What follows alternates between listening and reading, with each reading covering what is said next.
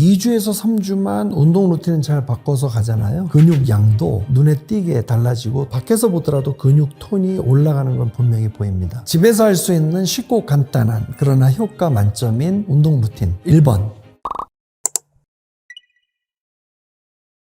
운동을 하신다고 하는데 트레드밀에서 계속 뛰시고 한 10분 가볍게 들다 그냥 끝나고 이런 식은 근육이 잘 붙을 수 없거든요. 과도한 유산소는 일단 근육을 굉장히 지치게 만듭니다. 그런 상태에서 이제 저항 운동을 하게 되면 다칠 수가 있죠. 뭔가를 1시간 동안 그렇게 계속 뛸 수 있게 된다는 것은 어떻게 보면 그냥 효율적으로 움직이게 되는 거죠. 계속 뛰어야 되니까 큰 근육 위주로 쓰는 것이 아니라 작은 근육 위주로 쓰면서 또는 큰 근육은 여전히 쓰이지만 그렇게 큰 에너지 소모는 없습니다. 자, 이렇게 되게 되면 근육이 빠져나가는 이런 상태가 되는 것이죠. 그리고 탈수 현상만 일어나는 상태가 되기 때문에 근육을 키우는 좋은 기전은 아니다. 근육을 키우기 위한 사람들에게는 저는 유산소는 한 30%, 차라리 무산소를 한 70% 해라 이렇게 말씀드리고 싶어요. 왜 그러냐면 이제 무산소는 짧은 기간 안에 다 소모할 수 있는 그리고 강도가 좀 높잖아요. 그렇기 때문에 무산소 운동을 하면 갑자기 이제 근육이 저장하고 있던 글리코겐을 빨리빨리 써줘야 되는 이런 상황이 되잖아요. 그래서 그럴 때 이제 근육 자극이 높아지기 때문에 무산소를 60, 70% 하고 유산소를 한 30, 40% 하는 이런 식의 루틴이면 좋을 것 같습니다.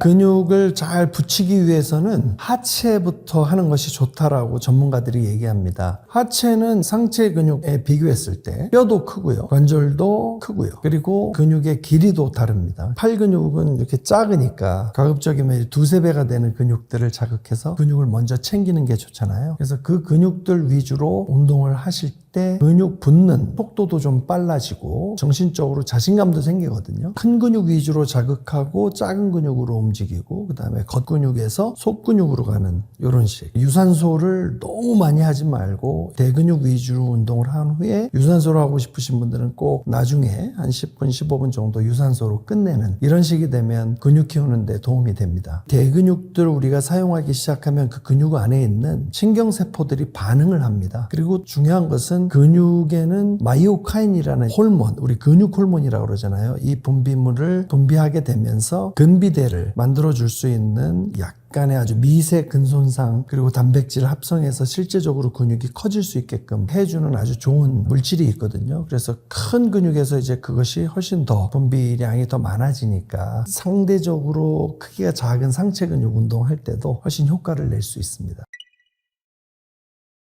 집에서 할 수 있는 쉽고 간단한 그러나 효과 만점인 운동 루틴 1번 다리 모아 반 스쿼트입니다. 다리 모아 반 스쿼트는 이렇게 여기까지 하나 둘 셋 넷 다섯. 자, 이 운동은 대퇴사두근 그리고 엉덩이 햄스트링 강화에 좋은 운동입니다. 자세도 바로 잡아줄 수 있게 대퇴사두근에 아주 좋은 운동이고요. 두 번째 운동은 앞뒤로 다리를 벌려서 런지 운동입니다. 이것도 역시 대퇴사두근입니다. 그렇죠? 이렇게. 그리고 발 바꿔서 대퇴사두근 운동 10회. 자, 그러면 모아서 한 것과 런지 운동으로 하체 운동을 2개 잡았잖아요. 그 다음에는 허리 운동입니다. 굿모닝 엑서사이즈. 손 여기다 놓고요. 엉덩이와 허리. 그래서 요거는 뒤쪽에 있는 근육을 자극하게. 요것도 10회. 그럼 벌써 이제 3개 운동이 됐죠. 그 다음에는 무릎 꿇고 푸시업입니다. 하나, 둘, 셋, 넷, 다섯. 요것도 10개. 요거는 이제 앞쪽의 근육인데요. 이번에는 팔꿈치 운동이 되겠습니다. 팔을 누르면서 엉덩이와 함께 살짝 피면서 하나. 요만큼만. 둘. 예. 셋. 넷. 하나 더. 다섯. 그래서 요게 5번째 운동. 맨 마지막이 스쿼트 운동으로 마무리를 하시는 겁니다. 충분히 내려와서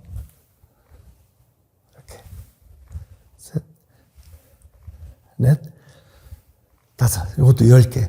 그럼 각각의 운동이 한 3세트씩 되면 집안에서 한 10분에서 15분을 충분히 활용해서 전체 근육을 자극할 수 있습니다. 자, 이렇게 해놓고 마무리 운동으로는 약간의 스트레칭을 하면 좋겠죠? 큰 근육들을 좀 많이 썼으니까 이렇게 다리를 넓게 벌리셔서요. 이런 식으로 스트레칭을 할 수 있게 이런 식의 앞쪽에 고관절 근육들 스트레칭.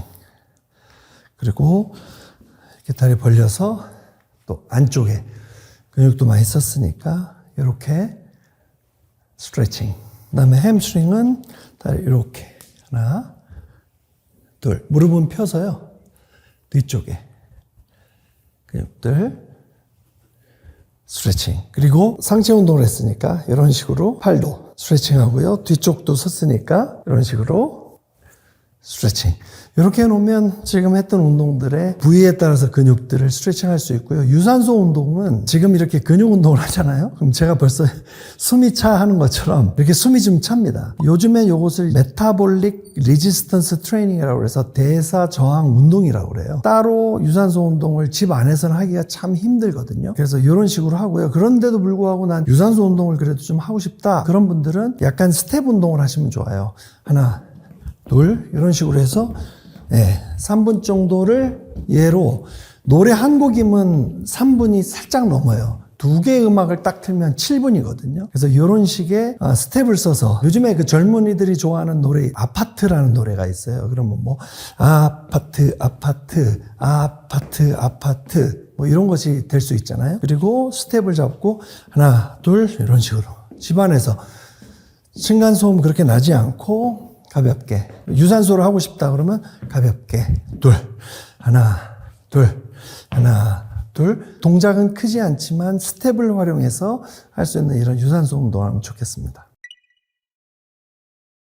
대근육이니까 하프 스쿼트라든지 또는 레그 프레스라고 그래가지고 앉아가지고 다리를 쭉 미는 이런 거 있고요. 그 다음 여러분들 잘 아시지만 엉덩이 근육을 벌렸다가 모아주는 이 운동도 굉장히 좋아요. 무릎을 펴는 레그 익스텐션 머신 이런 것도 굉장히 좋습니다. 그래서 이런 기구들을 활용해서 첫 번째 대근육 운동을 좀 마치고요. 속근육 운동으로는 코어 근육 운동 있잖아요. 크런치라든지 아니면 시더비라든지 이런 운동들을 하고 또 플랭크 같은 것도 좀 해보시고 이렇게 하면서 겉과 속근육 운동을 좀 잘 맞췄다면 이제 거기서 10분에서 15분 가볍게 뛰어볼까 이런 식의 루틴 가시면 초반에 근육이 충분히 자극을 받은 상태니까 이때 횟수는 5회에서 7회 정도를 약간은 버겁게 할 수 있게 그 다음에 세트 수는 한 3세트에서 한 5세트 처음에 5세트 가니까 막 너무 힘들다 한 2에서 3세트 하고 한 2, 3주 지나고 또 다시 한 세트, 두 세트 올리는 방향 이런 식으로 루틴을 짜시면 좋겠습니다. 근력 운동의 순서는 좋은 스트레칭으로 시작해야 되겠다. 그래서 관절이 아무래도 갑자기 힘을 써야 되기 때문에 뻣뻣함에 있으면 불리하게 됩니다. 그리고 손상을 입을 수 있으니까 내가 키우고 싶은 그 근육 부위를 충분히 스트레칭 해주는 것이 중요하겠죠. 햄스트링이다 또는 고관절 앞쪽의 근육이다 그러면 그쪽에 있는 이제 스트레칭 방법들 또 폼 롤링 같은 거로 충분히 유연하게 만들어 놓고 근력 운동을 하게 될 때는 초반에 최대 근력을 쓰는 이런 식의 운동보다는 한 10개에서 15개를 들 수 있는 근지구력 운동을 좀 하자. 그래서 근지구력 운동을 먼저 10회에서 15회 할 수 있는 이러한 무게를 잡아서 3세트 정도. 그 다음에 이제 그 근육에 자극을 주기 위해서 조금 다른 운동으로 5회에서 7회 했던 그 근력 운동으로 이동을 하는 거죠. 파워 운동이라고 그래가지고 중량을 또 살짝 낮춰서 이번에는 빨리 드는 운동을 하고 빨리. 그래서 또 근육이 빠른 시간 안에 빨리 쓰여질 수 있게 스쿼트 같은 경우도 천천히 앉았다 일어나는 게 아니라 천천히 앉았다 빨리 일어나는 이런 식의 운동을 하면 근육이 잘 자랄 수 있고 또 근력이 잘 증가할 수 있습니다. 2주에서 3주만 운동 루틴을 잘 바꿔서 가잖아요. 그러면 근육 톤이 달라집니다. 이것이 6주에서 9주, 10주로 가게 되면 실제적으로 근육 양도 눈에 띄게 달라지고 또 측정을 하게 됐을 때 근육 양이 붙는 게 있거든요. 2주, 3주에는 근육 안에 있는 신경계의 변화가 있어요. 그래서 금방 이렇게 커지지는 않지만 그 안에서 근육 섬유들이 발화한다 그러죠. 운동할 때 얘네들이 동원되는 것도 예전보다 훨씬 더 잘 되고 그래서 밖에서 보더라도 근육 톤이 올라가는 건 분명히 보입니다. 자, 그런데 6주에서 9주 사이 한 2달 정도 이렇게 꾸준히 했다 그러면 확실히 근육이 더 커진 그리고 근육 비대가 일어난 것은 우리가 체험할 수 있습니다.